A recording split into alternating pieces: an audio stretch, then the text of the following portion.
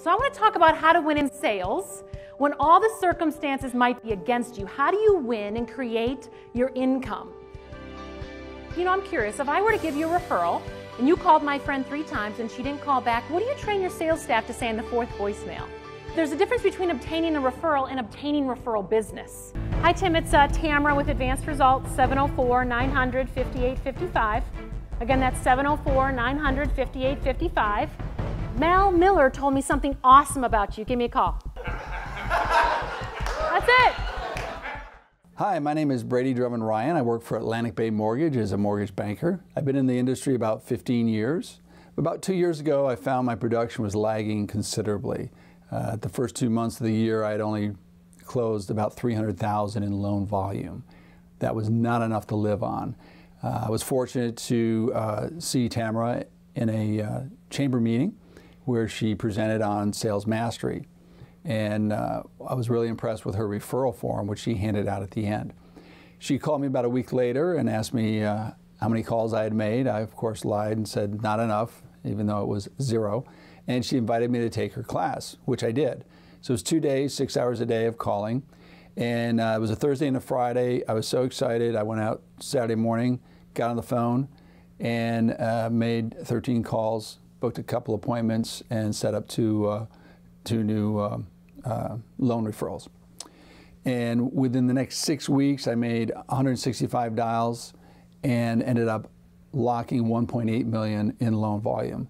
So that being said, I would highly recommend you take one of Tamara's prospecting mastery classes. They are what have made her the #1 sales trainer in America. And for me, I am definitely, and always will be, her #1 fan. Now, I had a property management company hire me. They were doing good business, and I noticed they didn't have a lot of documents that supported good sales. And so I did a custom referral form for the company. They made it a standard procedure form. Anytime someone came on, you sign your life away, and then here you go, one more form. We trained the attorneys to do it too. So we got referrals for all the vendors. They collected 275 referrals their first year and closed 75, which resulted in an additional or extra $200,000 in income. Then I said, well, you only got 75 out of 275. That sucks. You should hire me again. And so I came back, and I'm like, look, referrals never expire. Business cards don't expire. It's just you can't call people and say, hey, I met you a year and a half ago, and I need business. Do you want to meet so I can tell you what I do? Like, you can't say that today, right? But what do you say to someone you met out networking and 8 months go by? You can't say, oh, hey, we met, let's meet. Well, why am I meeting you? If there's no perceived value, they'll blow you off, right? Because there's not enough in it for them. So here's the thing. I just want you to remember that eventually everybody buys, okay? It's just when. It's not if, it's when. And even if they have a great relationship with the current person they're currently working with, don't let that dismay you either. I did a class 2 months ago, and a guy in there, in sales, 25 years, threw up before he made a phone call. I mean, I'm like, do you do this every day? I mean, he threw up in the trash can, like right in the room. We had to move it out of the room. Okay, so nothing surprises me. A lot of people cry. That's okay. I got a lot of criers, but cry means healthy, right? And he was so nervous to make calls. I'm like, this tells me you haven't been making phone calls. And we need to make sure your mindset is in the right place, and also to make sure that you don't put your faith in your circumstances. Because when you do that, you become emotional, and when you become emotional, you lose. So the difference is perceived value. You know, someone said, well, you can get that same thing at this other jeweler for a different price. It's not about that. It's like, why does Tamara go shop and buy Guess jeans for $250 when I can go to Costco and get it for $29.95? It's the same thing. Perception. I'll be thinner. Okay. Here's my credit card. So it's all about leading people. But here's what happens with most salespeople. Let's say, where are we? We're in Wisconsin, and I'm going to fly back to Charlotte, right? So let's say I'm going to get in the plane, and I'm going to take off. But if you don't prospect, you don't take off. But let's say, you know what? I prospect. Oh, but I can't manage my time. You crash and burn. But let's say, you know, I prospect to manage my time, but I can't close. You crash and burn. Today, you have to be great at everything. And I want to show you some classier ways to building more business, rather than the same old sales jargon that I think's been repeated for 50 years that just doesn't work today. It just doesn't happen. I mean, think of it this way. If I were to give you a referral, and I said, look, They, own this shop, very successful. I mentioned you, they're totally open to talking to you. And you call them, they don't call back. You leave a voicemail. You call again, they don't call back. You call a third time and they don't call back. What would you say on the fourth voicemail? Nothing? Okay. Okay, we consider that stalking today. So if you call and you don't leave a message, we do consider that stalking. All right? Huh? So she said, this is my last call, I don't want to bother you. Now, if you left that on the voicemail, would that prospect feel guilty for not calling you back or passionate and excited to call you back? They feel guilty. They feel guilty. This is my last call. I mean, now they're in trouble, right?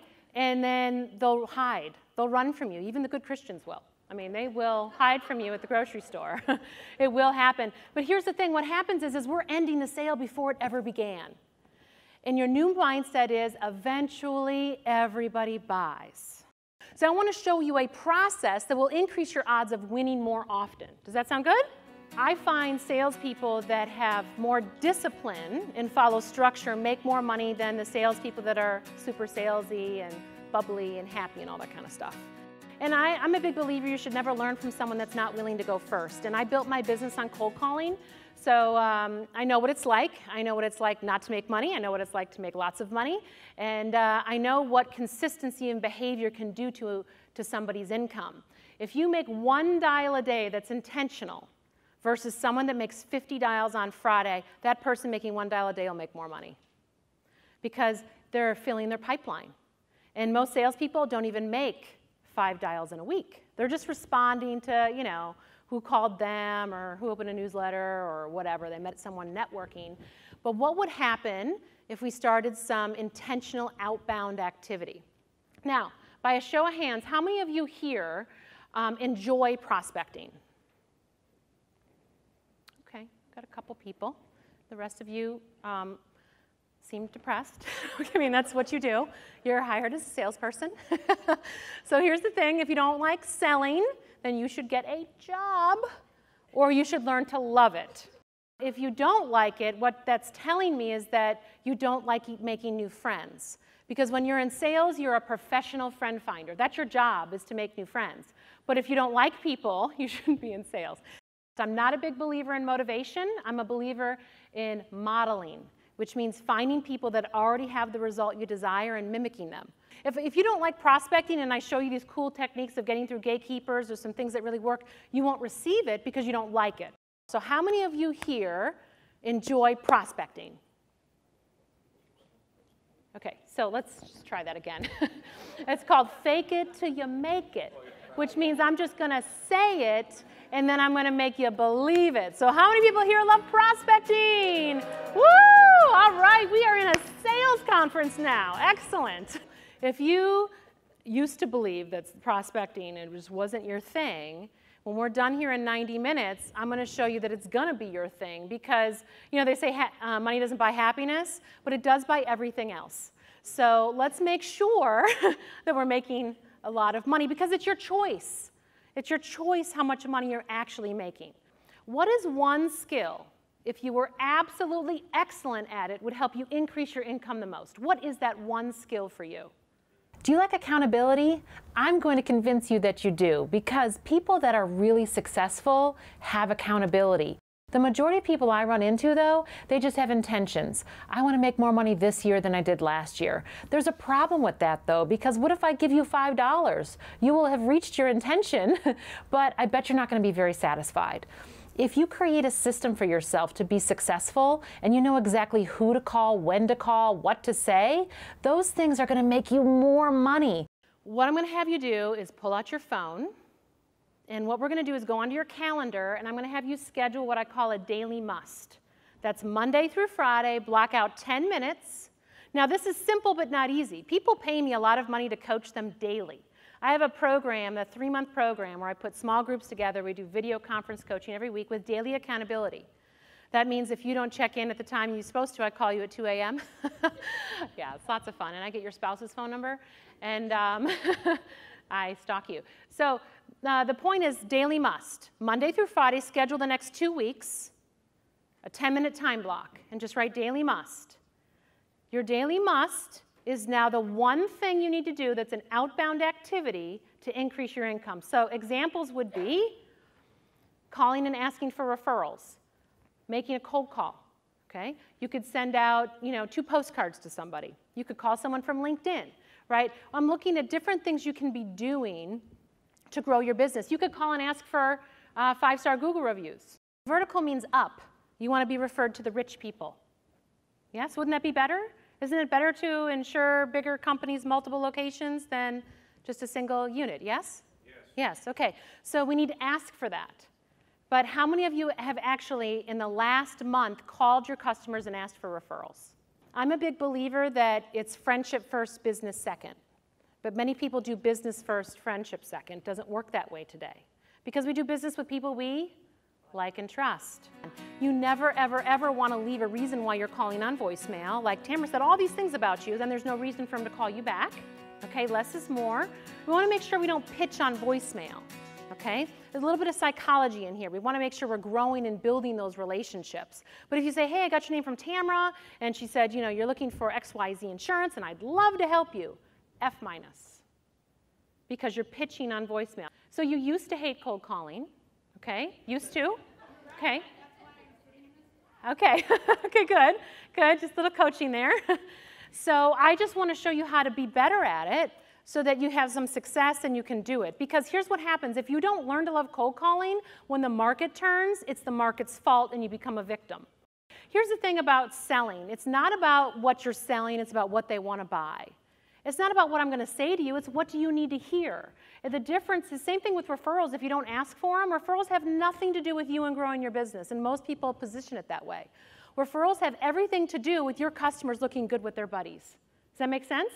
Because here's the thing. If I refer you to John, and I give you his name and cell phone number, you leave a voicemail like what I just gave you, and then he calls back and you share all the nice things I said about him, he's then going to call me and thank me for introducing him to you, the insurance guy and gal. See the difference? And now because you made me look good, you're going to get every referral from me for the rest of your life. It's called a preferred relationship.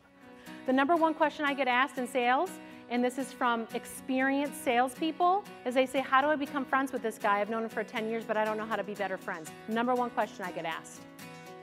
And experienced salespeople struggle the most in training because they're like, well, I prospected 20 years ago, but I haven't done it in so long, I don't know how to do it, but I also don't have as much money as I want to have.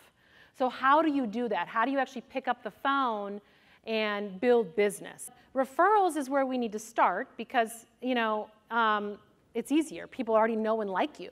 And then once you get referrals, then you get into prospecting. Okay? Now, I believe you have to be diversified and practice all kinds of business. Now, most of my business is referrals, but I still cold call because I teach it, right? And it's fun because you're in sales, so you only eat what you kill. Now I'm in the meeting and I'm trying to get them to pick me for their keynote presentation, right? So I go to the guy in the room, the one that I have to follow up with. They're all in their suits and everything. And I said, well, there's an awkward silence. It's just awful. And I go, well, Ryan, how'd you meet your wife? So he burst out laughing. He goes, I met her at Food Lion. Tells the whole story. Everyone laughs. So I have to follow up with Ryan. So I go to call Ryan. I go, hey, Ryan. Now, I could have said, well, hey, Ryan, it's Tamara. I'm just calling to see if you're going to pick me. It'll be really good, I promise. But instead I said, hey, Ryan, I'm at Food Lion, but I don't see any hot men. Which one did you meet your wife at? Right? How do you get 3 or 4 or 5 or 6 referrals with names and cell phone numbers from clients that love doing business with you? How do you make cold calls, but more importantly, actually get people to call you back? How do you build business in a classy way? The key here is for us to learn the buying strategies of our prospect, but also learn how can we shift in our selling approach, in my opinion, that's a little bit classier. Rather than saying, who do you know that wants to go through the same process you did, that means I don't know how to articulate what I'm selling. And the #1 reason why a customer doesn't call you and give you referrals is what? What am I going to do to shift so that I'm following a structure rather than following my emotions? I'm nice to cold callers, right? And they call, and usually they're pretty terrible. I'm just calling to see if you're interested in XYZ. No, I'm all set. Click. Okay, you can't say that, all right? So I get a call for like the 100th time for a security system. But the guy says something different. He goes, and I go, no, I think I'm all set. He goes, but ma'am, what if you have to press that police button or that firefighter button? And automatically I say, oh, I'm all set. But then I'm like, and then he hangs up on me. Okay, so first of all, obviously you're not a friend if you hang up on people. You create enemies, okay? But then I start thinking about it, and then literally about 2 hours later, now I live in Ballantyne, it's a nice area, and out parked, because I have a home office, out parked in front. Now down the street, there's this couch sleeper kid that's like a drug addict, was parked outside of my house, door open, shooting up with something and like rolling, smoking pot in front of my house.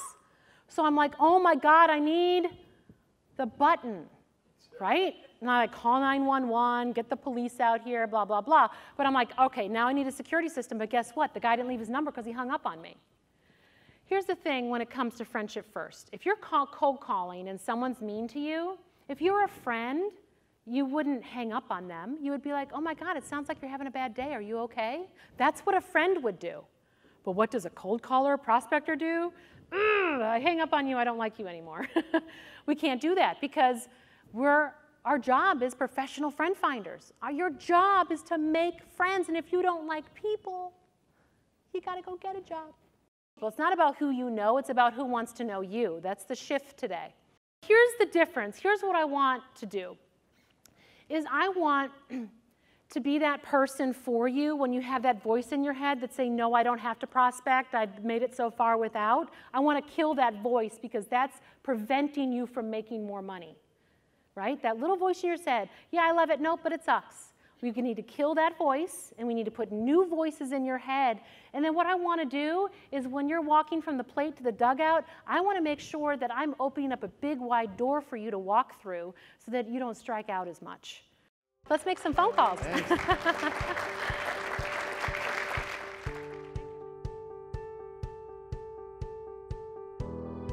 Anything that you want is really possible.